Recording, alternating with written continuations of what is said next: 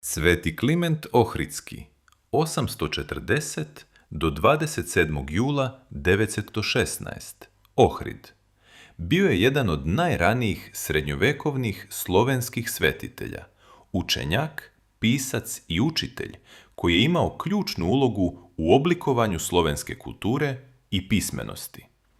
Bio je jedan od najistaknutijih učenika svetih Ćirila i Metodija, tvoraca i promotera glagoljice i ćirilice.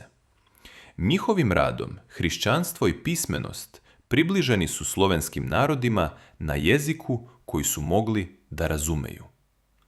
Zajedno sa svetim Naumom Ohridskim, Kliment je gotovo 20 godina pomagao Ćirilu i Metodiju tokom moravske misije u Velikoj Moravskoj.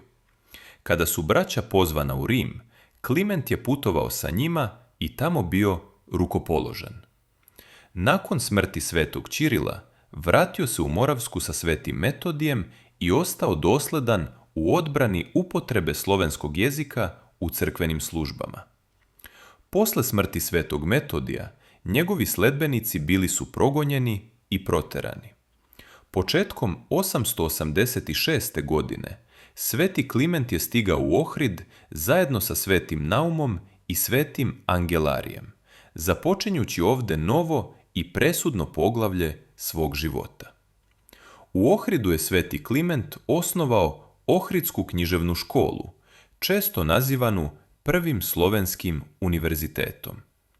Oko 3500 učenika obrazovalo se ovde šireći pismenost, veru i znanje širom slovenskih zemalja.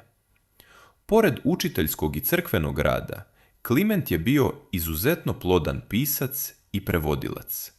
Njemu se pripisuju opširni životopisi Ćirila i Metodija, najvažniji istorijski izvor o njihovim životima. Pisao je i besede za velike hrišćanske praznike, pouke o svetiteljima i mučenicima, kao i mnoga dela posvećena slavljenju hrišćanskih svetaca.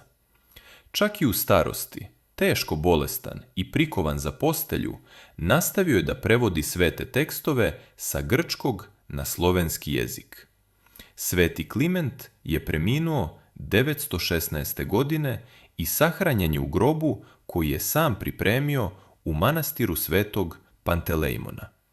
Njegove mošti su kroz vekove ostale u Ohridu, premeštane između crkava u vremenima razaranja i obnove. Danas se ponovo nalaze na Plaošniku, gde stoje crkva svetog Klimenta i univerzitet svetog Klimenta. Sveti Kliment Ohridski poštovan je kao zaštitnik Makedonije, grada Ohrida i Makedonske pravoslavne crkve. Pod njegovim imenom brojne obrazovne, kulturne i državne institucije širom zemlje nastavljaju njegovo nasleđe učenja, jezika i vere.